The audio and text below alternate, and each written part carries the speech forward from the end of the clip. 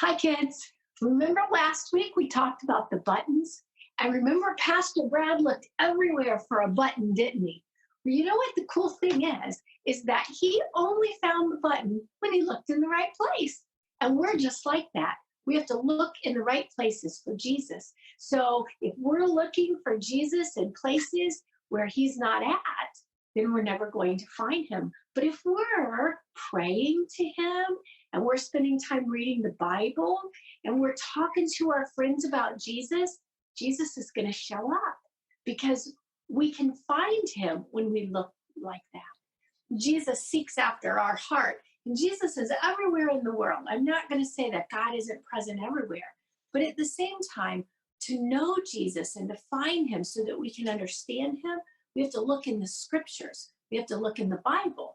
Bible and scriptures are the same thing. It's just a different word for the same thing.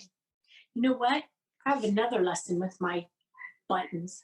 If you look at this big block of buttons, you're going to find out that some of them are buttons, some of them aren't.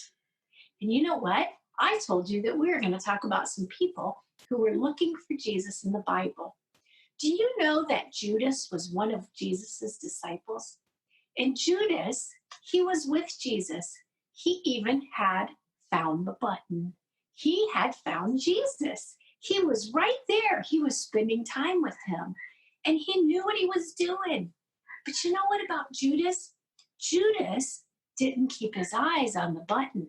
Instead, he started looking all around. And the silvery things that he saw around him, the money and the gold, started luring him. People who looked a lot like Jesus but were fake. See these? These buttons look like buttons, but they're not buttons. They're clay. And you know what? That's what Judas did. He started putting his eyes on things that looked similar. They were close, but they weren't the real thing. We're like that.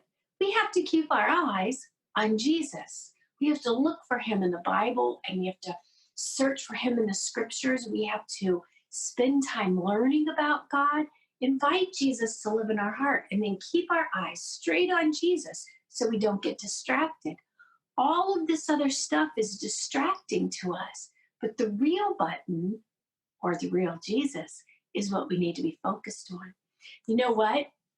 Judas betrayed Jesus because he got distracted from the real important things in life. Pastor Brad just talked to your parents about treasures. And see, Judas, his treasure was mixed up. He started out with his treasure as Jesus, but then he got distracted and he started looking at all the other stuff along the way, just like it's easy for us to look at all these buttons instead of the real button. And Judas betrayed Jesus or traded Jesus for something that wasn't real. We don't want to do that. We want to serve the risen, living Jesus. So we have to keep our eyes focused on who God is and Jesus. I hope that you will do that this week. I want to read to you a scripture in Philippians, and I have to put my glasses on. I'm sorry. I have to. Philippians 2:5 says, your attitude should be the same as Christ. I want you to say that to your parents. Your attitude should be the same as Christ.